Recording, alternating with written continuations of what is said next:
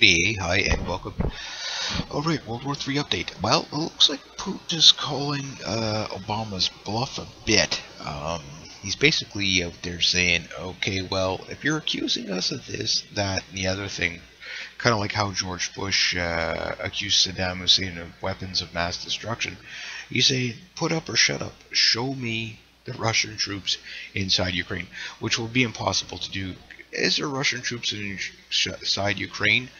Well, other than the Crimea area where there was already like 6,000 troops stationed there, those guys, yeah, they're still there. And technically, because the Crimea is annexed, you can't really say it's inside Ukraine anymore, right? So, and that was the vote of the people that did that.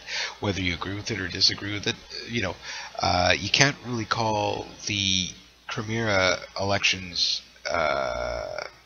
corrupt if you go along with the Ukraine elections. I mean, they both did the same thing, right? So, and again, like I've always said, there's no good guys here.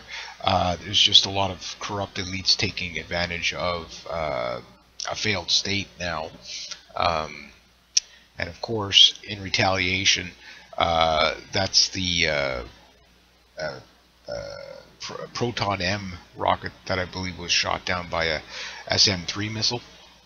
And it looks like Ukraine's not panning out for Obama's and the EU, the IMF, and all that. And basically, the deal is that they have to take back Crimea. They have to take back all the areas where Russia or pro-Russian people are, because, well, they're Russians, that's their ethnicity. So in order for the rest of Ukraine to get the bailout money, the war on terrorism over there is basically kill anybody that is against this. So which is really tyrannical when you think about it. It's basically genocide. Even Darth Vader wouldn't stoop that low. Just to be able to get the bailout money. But you have to understand, the Ukraine is insolvent now.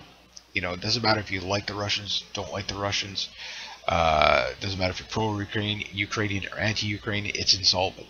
The people there are so divided at this point that it's insolvent, meaning somebody's stuck paying the bill. Putin got off easy on this one because basically he's basically telling, okay, well, if you're going to blame the Russians for invading Ukraine, well, again, show us where our troops are, which none of them would actually be wearing Russian uniforms, right? And he's saying, well, you broke it, you fix it. We're not going to bail out the Ukraine if you guys came in and did a coup, which they did a coup.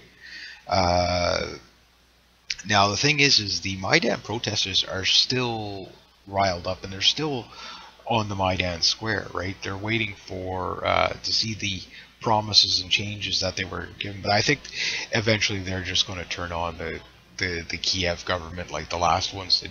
Why? Because it's insolvent.